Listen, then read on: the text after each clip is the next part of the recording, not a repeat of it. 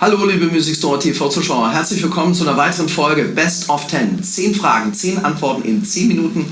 Heute über das Thema Konzertgitarren, Jule. Und ich bin froh, dass ich bei dir bin und von dir die Antworten kriege, weil dann weiß ich, dass wir das auch in 10 Minuten schaffen. Und es geht auch gleich los.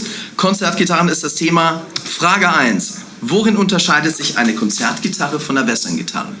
Also, eine Konzertgitarre unterscheidet sich von einer Westerngitarre erstens im Klang, weil du halt unterschiedliche Saiten drauf hast. Bei der Konzertgitarre Nylonsaiten und bei der Westerngitarre Stahlsaiten.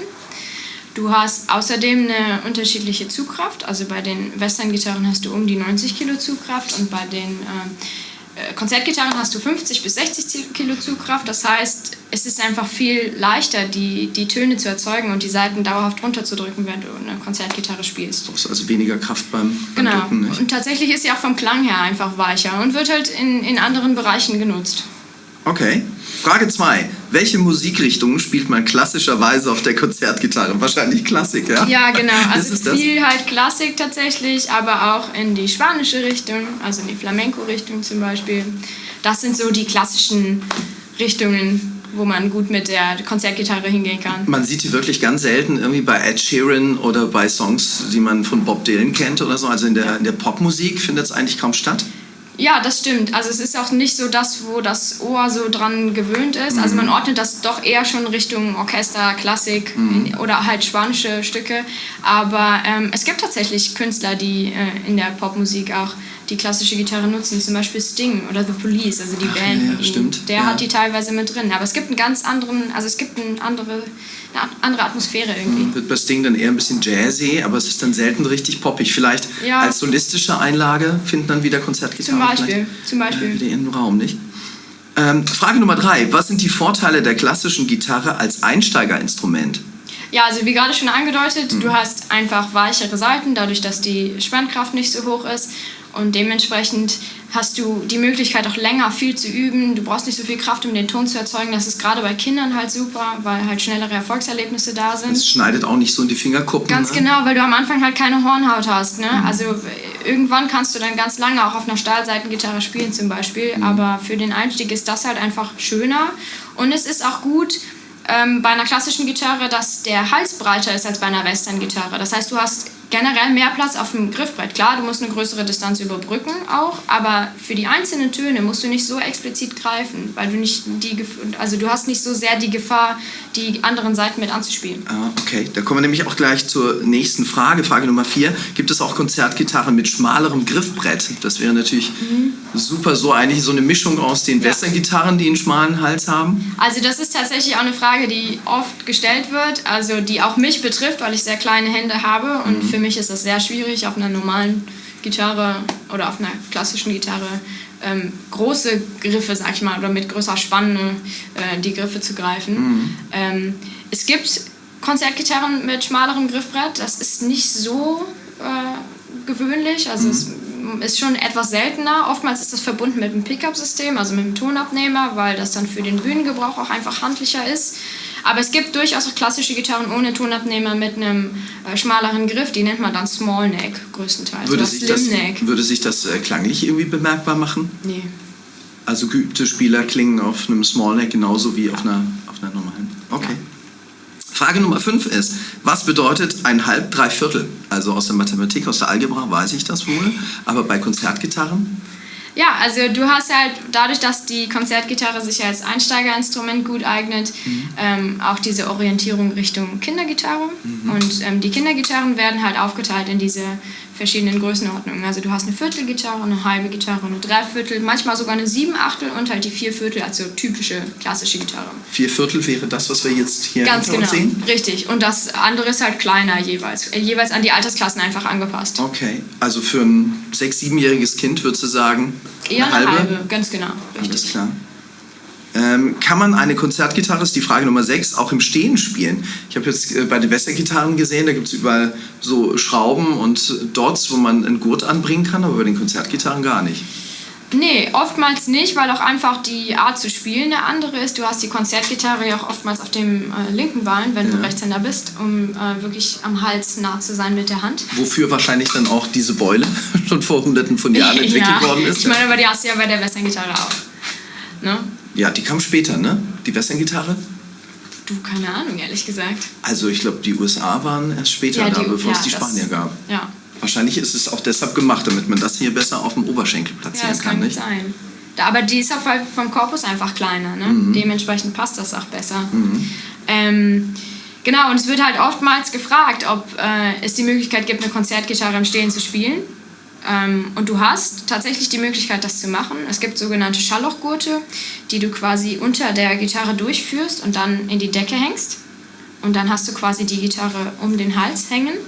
Wem das ein bisschen zu skurril ist, weil Decke in die Decke reinhängen fühlt sich irgendwie komisch an manchmal, der kann tatsächlich einen Gurtpin nachrüsten. Du hast nämlich unten in der Gitarre, hier unten, einen Holzblock drin, wo du einen Gurtpin quasi reinschrauben kannst. Okay. Und dann kannst du die auf dem Stehen spielen. Ohne Klangveränderung.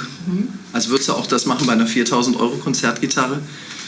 Da eine Schraube reinjagen? Das kommt so ein bisschen drauf an. Das würden die Leute wahrscheinlich nicht tun, ne? Ich weiß nicht. Kommt drauf an, ob du im Stehen spielen willst, musst oder nicht. Dann tut man es einfach, ne? Und dann würde man oben am Kopf über eine Schnur sozusagen den Gurt befestigen. Ja, oder du machst halt noch einen zweiten Pin in den Halsfuß rein. Okay. Und das ist auch nicht klangverändernd? Nein.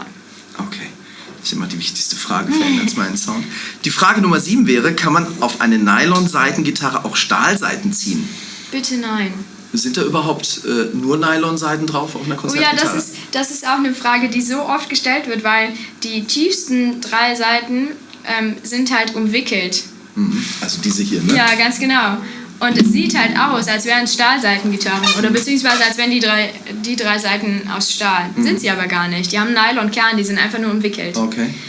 Dementsprechend ja, es sind alles Nylonseiten und bitte nicht auf eine Nylonseitengitarre Stahlseiten ziehen. Andersrum genauso. Es funktioniert einfach nicht, weil die Stahlseiten eine größere Spannkraft brauchen und das tut der Konzertgitarre nicht gut. Da würde wahrscheinlich sich der Hals ein bisschen verbiegen, ne? Ganz oder gar genau. brechen. Ja, also okay. Das würde ich nicht versuchen. Bitte nicht machen. Nee. Frage Nummer 8.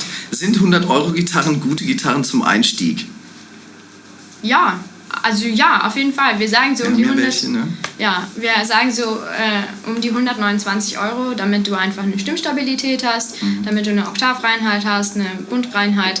Einfach damit der Anfänger nicht mehr sich darum kümmern muss, dass die Gitarre funktioniert, sondern dass man einfach losspielen kann, dass man richtig greift und sich dann auch das wirklich gut anhört, das Ergebnis. Ich glaube, das ist das größte Problem, nicht? Dass man, wenn man sich ganz billiges Zeug kauft, also billig meine ich jetzt nicht nur auf den Preis bezogen, sondern von der Qualität, dass man dann selbst immer glaubt, das läge an einem selber, wenn man nicht gut spielen kann oder wenn die Überfolge einfach nicht da sind. Ne? Aber das Problem ist auch, dass viele ja dazu neigen, eine günstige Gitarre für den Einstieg oder eine billige Gitarre, eine schlechte, von der Qualität schlechte Gitarre zu kaufen, um einfach den Einstieg mal zu versuchen und dann auszuprobieren. Aber ich würde für meine Begriffe behaupten, dass wenn du eine schlechte Gitarre kaufst, die Motivation einfach überhaupt nicht gefördert wird. Die spricht nicht mit dir, ne? Das Instrument spiegelt nicht das, was du tust. Ganz genau, richtig. Genau. Und das, findest du, ist eigentlich schon gegeben ab 129 €, dass du ein Instrument hast, was das spiegelt, was du übst. Ja, also so 100 bis 120 € würde Fängt ich es sagen. dann an. Super. Ganz genau. Das sind dann natürlich nicht handgemachte Instrumente, sondern meist maschinell hergestellt, aber das ist schon auf so einem guten Niveau. Ja, das muss ja auch nicht am Anfang unbedingt sein. Also ich würde am Anfang auch nicht unbedingt super viel in die Hand nehmen, einfach weil du ja erst im Spielen merkst, in welche Richtung es geht. Und dann erst kannst du dir überlegen, wo es hingeht. Wo es hingeht. Super. Frage Nummer 9. Wir nähern uns ja schon langsam dem Ende. Gibt es klassische Gitarren mit Tonabnehmern? Ja, gibt es. Weniger als bei den Western-Gitarren tatsächlich, aber gibt es. Und die sind oftmals auch verbunden mit einem Cutaway. Also da hier rechts neben dir, genau, hast du eine Gitarre mit Cutaway. Das heißt, du hast die Möglichkeit, in den höheren Lagen zu spielen. Und die Gitarre selber hat auch einen Tonabnehmer halt. Das ist halt für den Bühnengebrauch einfach praktisch, wenn du in den höheren Lagen spielen kannst. Und es gibt natürlich auch Menschen, die eine klassische Gitarre über einen Tonabnehmer spielen wollen und dementsprechend ist das auch bedient. Gerade aber wenn man solistisch spielte, Bachfugen oder ähnliches, würde man ein Mikrofon davor packen und es nicht über ein Pickup wahrscheinlich wählen, ne? Ja, so, also es gibt verschiedene Möglichkeiten. Du kannst ein Mikro an die Zarge quasi klemmen, damit du wirklich die Saiten abnimmst mit einem Mikrofon. Das klingt, also mit dem Mikrofon klingt es meistens halt schöner, weil es wirklich nach der Gitarre klingt und nicht nach Piezo, genau. Aber es kommt halt drauf an, wenn du auf der Bühne stehst und dich bewegen willst, eignet sich ein Mikro halt nicht so gut. Wegen Rückkopplung und so weiter. Und gerade wenn man noch mit anderen Bandmitgliedern auf der Bühne steht, Schlagzeug oder so, hat man das halbe Schlagzeug mit auf dem Mikro. Deshalb ist der Pickup dann ein bisschen besser. So, jetzt kommen wir in den letzten 28 Sekunden, 27 Sekunden auf die letzte Frage, Nummer 10. Macht es Sinn, mit Plektrum zu spielen? Also ich sehe ja dich oft, ja, hier im Laden, Gitarren sozusagen vorspielend, sitzt du da und zeigst den Kunden, wie eine Gitarre klingen kann und du spielst eigentlich immer mit Fingern. Ja, auf der klassischen Gitarre sowieso. Also weil sich das einfach bei den Nylonsaiten eher eignet. Und ich würde einfach sagen, dass es am Anfang sinnvoll ist, nicht einen Fremdkörper dazwischen zu haben, sondern mit den Fingern zu spielen. Aber das kann jeder so machen, wie er möchte. Das war's. Auf den letzten Drücker noch die letzte Frage beantwortet. Ich hoffe, das hat euch gefallen. Dann liked das bitte und wir sehen uns auf jeden Fall. Beim nächsten Best of 10. Am besten könnt ihr uns auch noch Fragen stellen, die ihr gerne beantwortet haben wollt. Und wir hoffen bis dahin, die technischen Probleme in den Griff zu kriegen. Tschüss. Du hast noch was vergessen. Was habe ich vergessen? Du hast noch was vergessen. Was? Die Leute müssen den Kanal abonnieren und natürlich auch die Glocke aktivieren, damit überhaupt die Benachrichtigung erst kommt, dass ein neues Video da ist. Recht hat sie. Tschüss zusammen. Jetzt schmeiß ich den weg hier.